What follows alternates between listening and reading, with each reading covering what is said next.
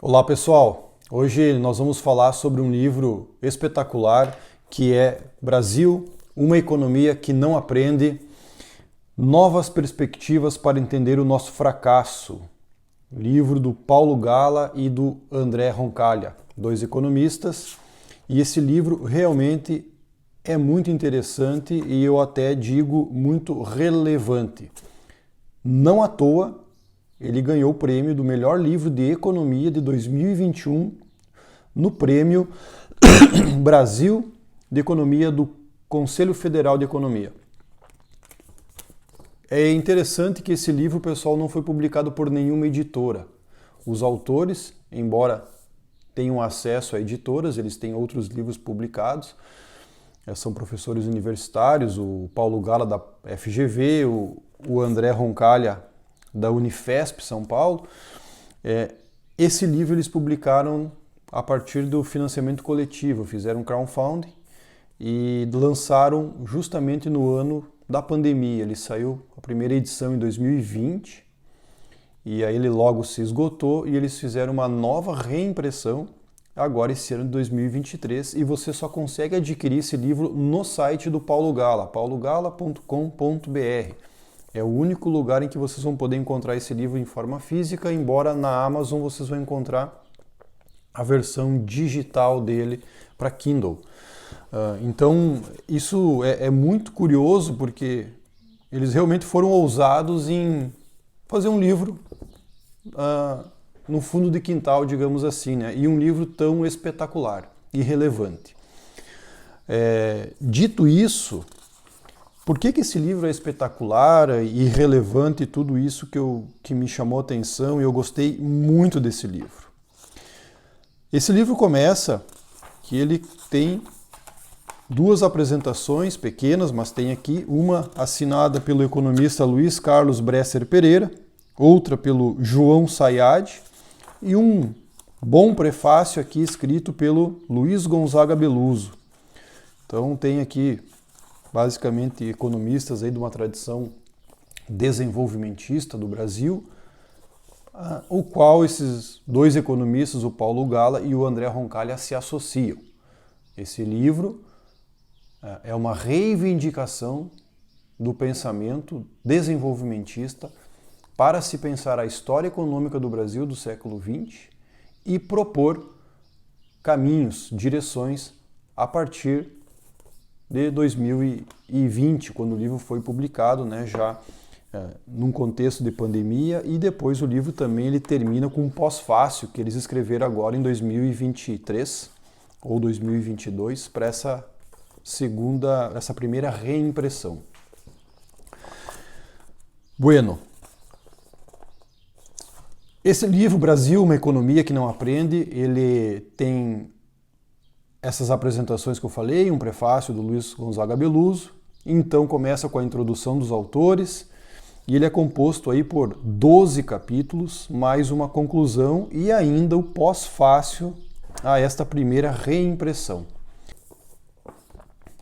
Os autores começam esse livro então fazendo uma recapitulação do processo de desenvolvimento econômico do Brasil no século XX, mencionando a Era Vargas como o pilar inaugural, Juscelino Kubitschek como segundo, o milagre brasileiro do período militar como um terceiro e a década de 80 como o grande entrave desse processo de crescimento / industrialização. Aqui tem algumas palavras-chave que eles vão trabalhando ao longo do livro que é assim crucial para entendendo o modo conceitual que está por trás aí de toda essa discussão do livro. Desenvolvimento econômico, industrialização, avanço na fronteira ou na escada tecnológica, densidade industrial, complexidade econômica, inovação, são tudo termos que os autores vão usando para praticamente falar da mesma coisa. Para esses autores, desenvolvimento econômico, progresso econômico, ele é simultâneo e condicionado ao processo de industrialização do país. A tese central é que um país que fique apenas em commodities, seja agrícola, minério, petróleo, jamais consegue alcançar a fronteira tecnológica e, portanto, a industrialização que leva ao desenvolvimento e à riqueza das nações, como é o caso dos países que chegaram nessa fronteira do crescimento. Então, nos anos 80, os autores já pontuam que com a crise do petróleo no final dos anos 70, a crise da dívida externa do Brasil, então, deflagrada a partir disso no início dos anos 80, com o aumento do juro americano com Paul Volcker lá no Banco Central americano. E a hiperinflação que acontece no mundo e no Brasil de forma muito especial, nos anos 80, solapou todo esse processo de industrialização que vinha acontecendo no Brasil a partir dos anos 30, 40, e a partir dali todo o nosso esforço passou a ser de controle da hiperinflação. Então, nos anos 80, só nos anos 80 nós tivemos ali 3, 4 planos contra a inflação que acabaram sendo fracassados, e a gente veio só a ter êxito no combate à inflação em 1994 com o Plano Real. Então, praticamente 10 anos ou mais de batalha contra a inflação, planos mal sucedidos, e nesses 10 anos o Brasil para de se industrializar, para de ter grandes projetos nacionais de industrialização, de desenvolvimento, como teve dos anos 40 aos anos 80, e com o sucesso do controle da inflação a partir do Plano Real e os ajustes que o Brasil seguiu como reforma do Estado, mal ou bem feita, ajuste fiscal, controle de despesas, esforços de tentativas de reduzir o tamanho do Estado, influência, privatizações que acontecem nos anos 90 a partir do Plano Real, dentro desse pacote, os autores apontam que isso, em que pese o êxito do controle inflacionário e da estabilização de preços no Brasil, isso também trouxe um custo muito alto em termos de travar o processo de desenvolvimento econômico do Brasil. Porque desde ali, o Brasil deixou de crescer naquele nível de 7 ou 8% ao ano, como crescemos por décadas, e começamos a crescer 1, 0, 1, no máximo 2% ao ano, o que é um crescimento realmente pífio. Então a gente acaba tendo a década perdida nos anos 80, onde num período de 10 anos realmente o Brasil não cresceu nada, cresceu 0, alguma coisa, então ficou a famosa década perdida, e nos anos 90 acabou não sendo muito diferente, ainda que nos anos 90 conseguimos o sucesso aí no controle da inflação. Mas em termos de crescimento econômico e de industrialização, o Brasil continuou estagnado. Entramos no século XXI com o mesmo cenário. O governo Lula I, a partir de 2003, segue essas diretrizes econômicas de estabilidade financeira, estabilidade de preços, busca por superávit primário nas contas públicas, etc. e tal, seguindo a mesma lógica da política econômica do FHC, também reforça esse impacto aí de desindustrialização que é apontado pelos economistas. E todo o prejuízo que advém de um país que se desindustrializa, ainda mais precocemente, como foi o caso do Brasil, que parou nos anos 80. Desde então não se industrializou e não se sofisticou a sua economia. Então os autores vão tratando de tudo isso, mostram que o crescimento que o Brasil começou a apresentar a partir de 2004, 2005 se deve todo pelo vigor da demanda por commodities pela China, notadamente. Então nós, como um país exportador e produtor e exportador de commodities, nos beneficiamos nesses anos 2000 e 3, 4 em diante em função dessa demanda externa conduzida pela China, mas 2008 vem a grande crise econômica global a partir do estouro da bolha imobiliária americana, e isso exige dos governos um rearranjo de políticas públicas para enfrentar a grande crise financeira global. Então o Brasil, a partir dali, começa a adotar um expansionismo monetário, políticas públicas, a nova matriz macroeconômica que é lançada ali depois em 2010, 11 ali já com a Dilma, e tudo isso só agrava o nosso processo de desindustrialização, que culmina na grande crise econômica de 2014, 15, 16, que os autores reconhecem. né, realmente que teve essa crise e que ela foi provocada pelos erros do governo Dilma, então, na época. E desde então o Brasil continua só a se desindustrializar e, portanto, comprometer todo o nosso processo de desenvolvimento econômico. Continuamos crescendo 2% ao ano ainda, enquanto outros países que avançaram nessa fronteira do crescimento foram crescendo muito mais do que o Brasil e mantendo um processo de industrialização. E na cauda desse processo de industrialização, que é interessante, é a geração de serviços sofisticados. Então, os países do primeiro mundo, vamos começar com o Japão, com Coreia do Sul, com Inglaterra, Suíça, Alemanha, Estados Unidos, além de terem uma base industrial relevante na sua economia, na ordem de 20% do PIB, enquanto o Brasil está em 10% e caindo, em função dessa densidade industrial que esses países têm, eles conseguiram criar também uma linha de produtos de serviços sofisticados, design, informática, TI, marketing, engenharia, química fina e por aí vai, que só tem isso em função da sua base industrial relevante na economia, coisa que o Brasil não tem e, portanto, muito menos temos uma produção de serviços sofisticados significativa aqui no país.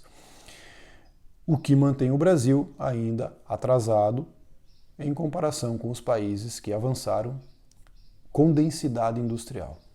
Então, os autores fazem uma discussão muito séria e muito robusta nesse livro, em que pese o livro não ter uma pretensão declarada de ter alguma profundidade, mas ele com certeza não é um livro introdutório, embora seja um livro muito bom para se ler, muito tranquilo de se ler.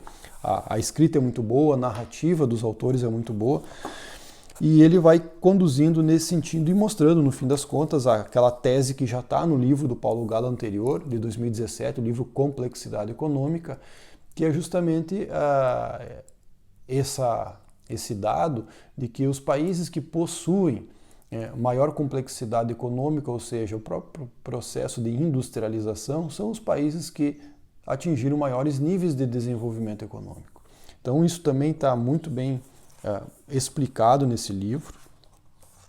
E no fim das contas, depois de toda a análise teórica, passando pelos clássicos do desenvolvimentismo, lá dos anos 50 e 60, chega em autores da atualidade que tratam desse processo de industrialização, da importância da industrialização para o crescimento econômico, e que é a grande tese dos autores. E no fim, inclusive, eles vão fazer uma consideração bem interessante aqui no pós-fácil dessa edição, que eles escrevem assim, propondo caminhos para o Brasil. Uma política industrial orientada por missões para o Brasil pode adotar 6 grandes eixos, os quais podem se articular em missões específicas. Observem o uso da palavra missões. 1. Reindustrialização de setores para ampliar o valor adicionado e inserção externa do país. 2.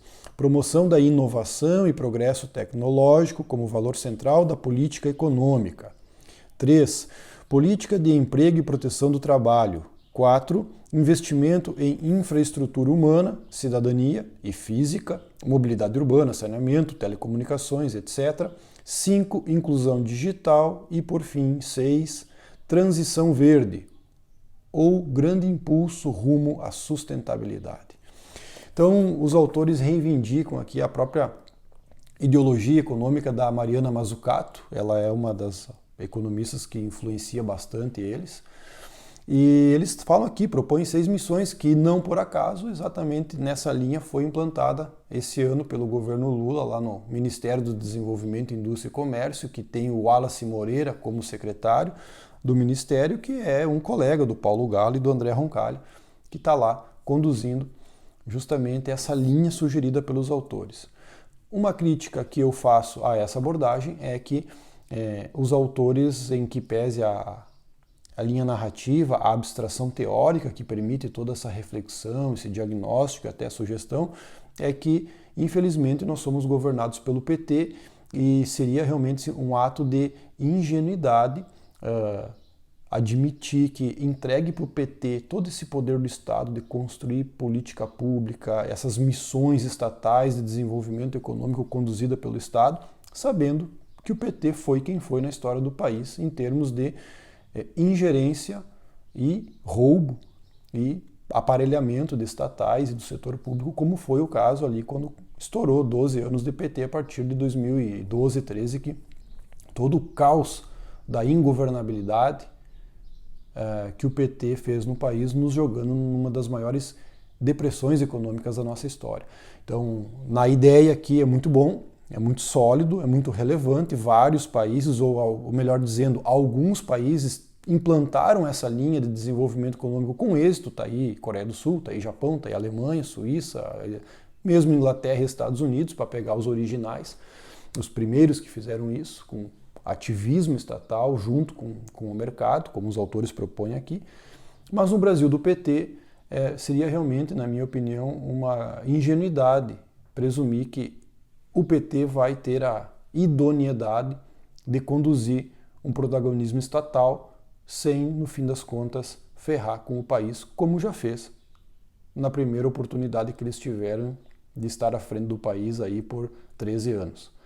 Então essa fica um ponto de crítica, que quando a gente vai para a complexidade da realidade do Brasil em especial, presumir que essa excelente narrativa, excelente teoria, até eu diria, vai ter resultado benéfico para o Brasil, uma vez que a gente é conduzido por uma equipe, um time aí cujo histórico, cujo currículo não é muito favorável para a gente acreditar que eles seriam capazes de levar a sério uma coisa dessas.